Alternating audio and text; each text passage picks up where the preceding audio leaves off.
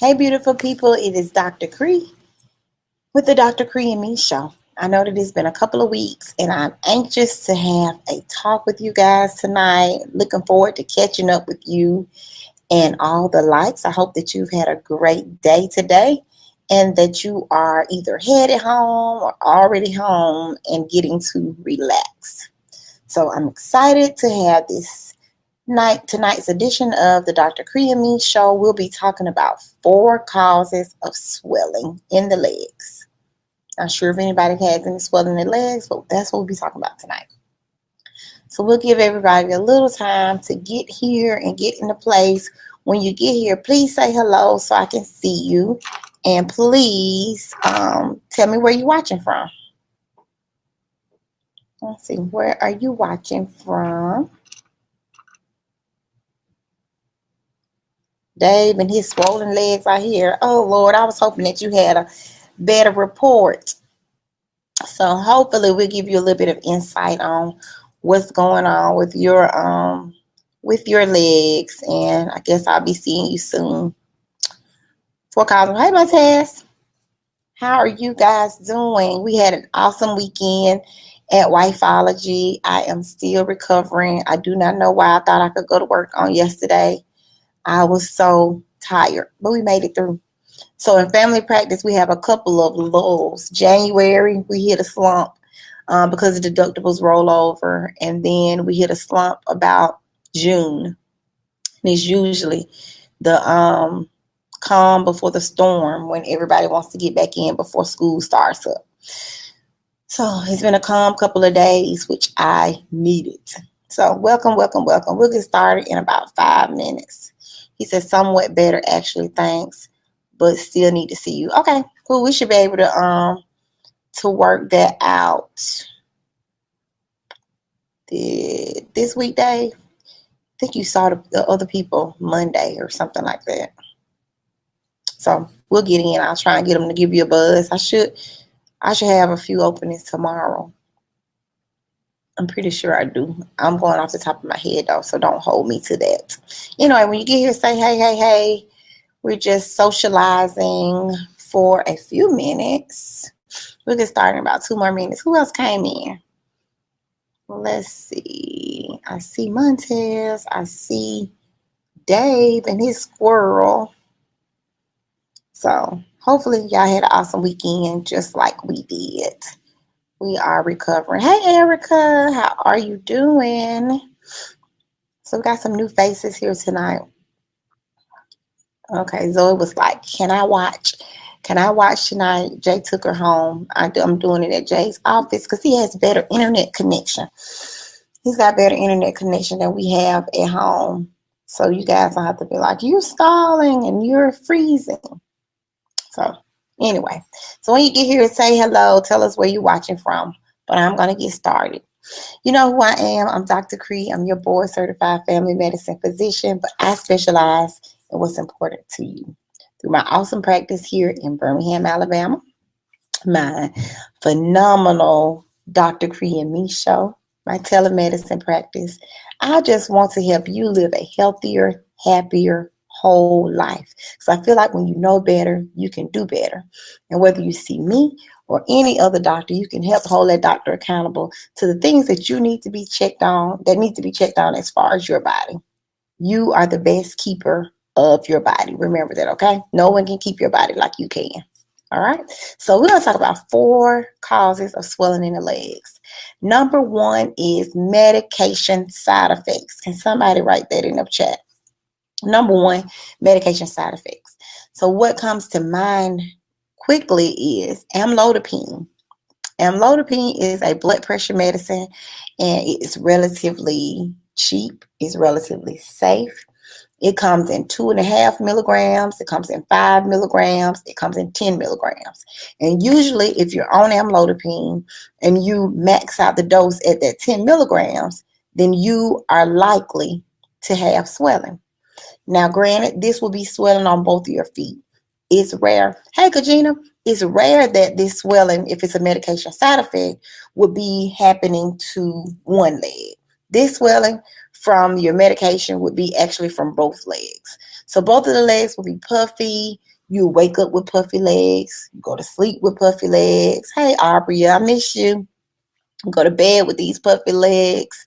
You're just like, why are my legs heavy and puffy? So amlodipine, nifedipine, Procardia, all of those are cousin drugs. They all can make your legs swell. Verapamil, verapamil is a really, really, really old blood pressure medicine. All of these are blood pressure medicines. And they can cause your vessels in your legs to get leaky, and it causes you to have the swelling. But usually you just have to stop taking that medication and the swelling goes away. So usually when people, the first thing people say is, hey man, I'm starting to have swelling in my feet. I go and looking at that medication list and say, hey, what are they on? Once I see what they're on, I'm like, maybe we should stop the amlodipine. Stop it for 3 or 4 days, stop it for a week so we can see if it gets better. So number one is medication side effect. Number two is you actually can have poor circulation. There actually is a disorder called peripheral vascular disease, a peripheral artery disease. This is where your circulation is getting weaker. So the job of your veins is to pump blood back to your heart.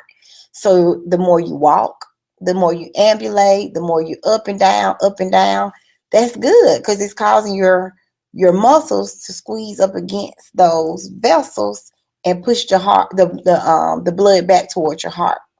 That's what we want to do. The veins push it towards the heart, the artery takes it away. So poor circulation is actually for real. So when you come in and you're like, the pulses we checked on, everybody's like, why you touch everybody's feet? Well, I'm checking for your circulation. I want to be able to see if I can feel your pulses in your feet. So if I can feel both your pulses in your feet, or one is weaker than the other, plus you have swelling, then from there we usually go to the cardiologist and say, hey, cardiologist, can you do a venous Doppler to check for deep blood clots? Can you check a arterial? Can you check the arteries in the leg?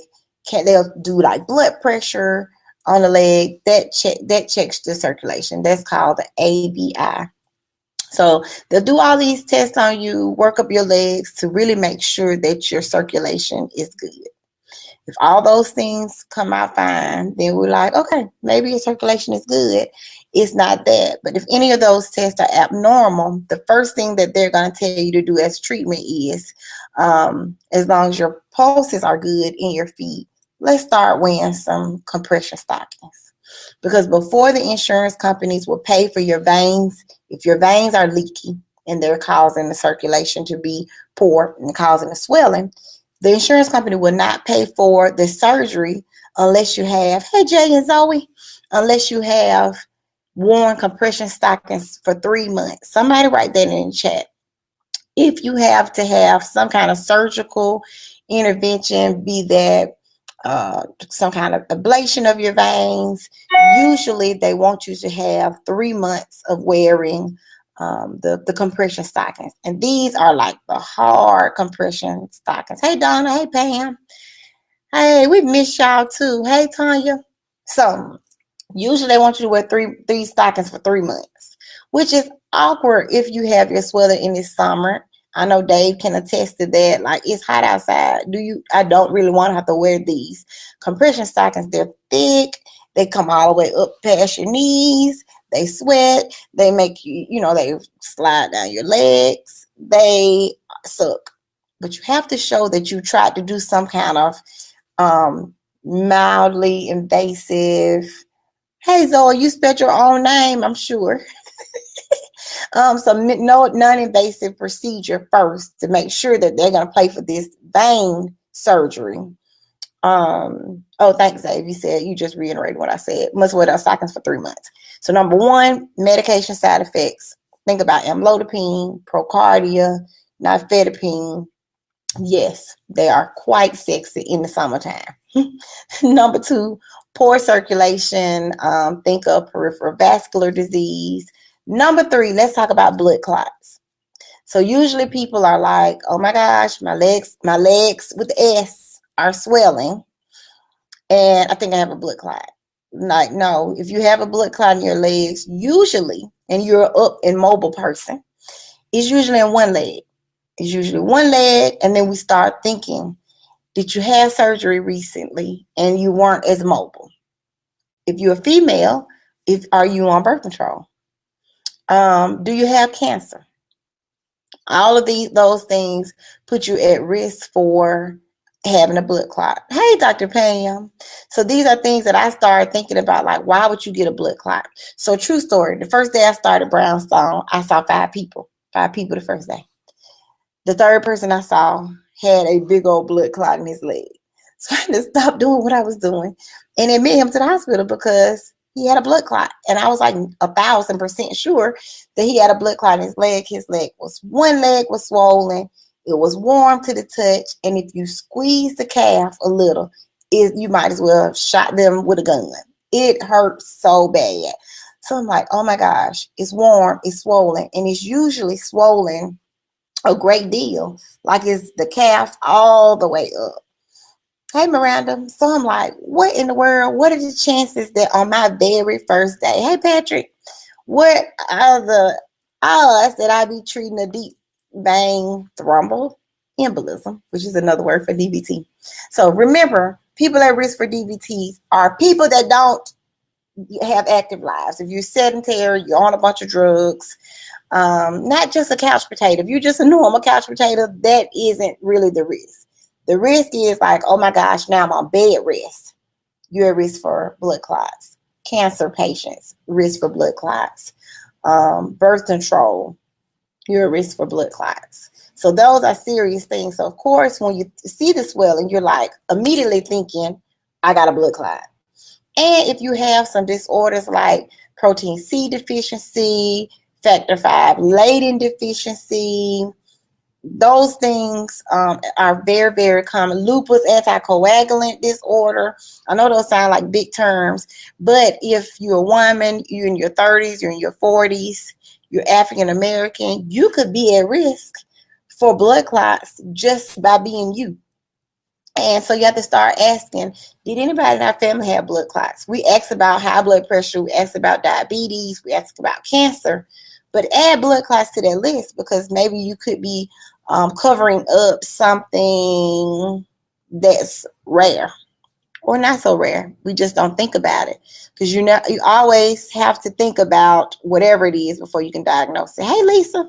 All right. So number one, medication side effects: amlodipine, nifedipine, verapamil, procardia. Those are big ones. Poor circulation, peripheral vascular disease, 3 blood clots.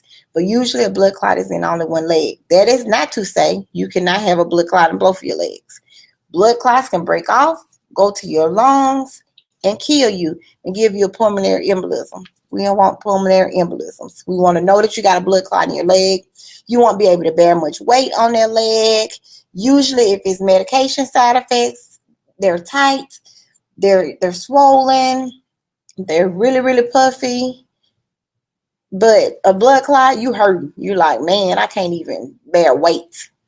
And number 4 is what we call dependent edema. All right. So depending on what you do that day, you may have some swelling. You wake up in the morning, no swelling whatsoever. You go sit at your desk all day at AT&T and type and barely get up, and you're like, what is all of this? And you eat pizza at lunch.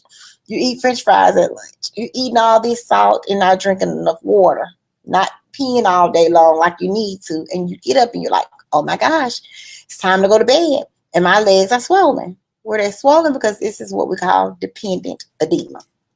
Dependent edema. So we have to watch our salt intake. But we know that it's a dependent because you go home, you elevate your legs, you wake up the next morning, your legs are fine. You stand up all day, you shop all day, you do all this moving around, and your legs are swollen. So you kind of see this cycle going.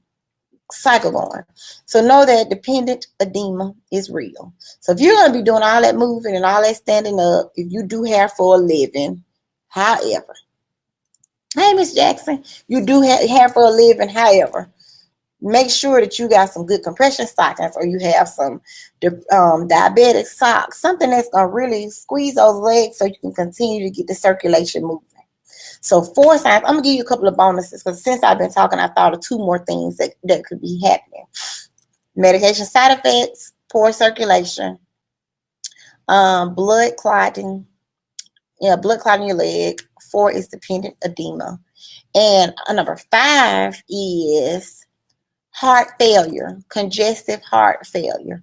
That is one of the first things after I look and say, well, we don't have a blood clot. We do not have, it's not on your medications, but your legs are swollen. You can't catch your breath. Raise his hand. This happened after I gained weight. Yes, weight gain will make you have swelling in your legs with that. Thank you, Dr. Pam. So congestive heart failure, you get the swelling in your legs. You get short of breath if you walk far. This is like, okay, I thought I was doing good, and it kind of progressively gets worse. So your heart is getting weaker, and so your heart should be pumping about 55%, at least 50%. When your heart slows down, the blood is not being able to get wherever it needs to be, get all over forcefully. Because we got to get blood everywhere. We got to get blood to our kidneys. We got to get blood to our toes. If your heart slows down and you start to go into heart failure, your heart isn't able to do what it needs to do. So the system's back up. So you get all of this swelling. So if you have someone and congestive heart failure runs in your family, that's when people end up being on Lasix. You have to be careful because you get swelling and immediately people are like, I need some Lasix, my legs are swollen. You're like, well, maybe you don't need Lasix because Lasix can cause you to lose your potassium, cause you have a depletion in your potassium, get leg cramps. That can cause your heart to go into crazy rhythm and so forth. So we need to make sure that we know why you're having your swelling. So if it is heart failure, you can get on the correct regimen to build your heart back up. There are medicines out there, carvedilol and the likes of those, that help to strengthen that heart muscle back. The heart is a muscle, remember? So if it gets weak and flimsy and puny, you'll have swelling in your legs. You'll get congestive heart failure. So we have to be careful because we want that number to be pumping 55%. When it gets down to about 10%, that's when you see people with defibrillators because they like, this heart can stop at any moment. And if it stops, we're going to shock the mess out of this heart because we want Jenna to stay alive. So you have to be mindful that, yes, that is why people a lot of times have the defibrillators implanted in them. Because at any moment, they can drop dead. They can drop and that heart can stop and shock them back in the rhythm.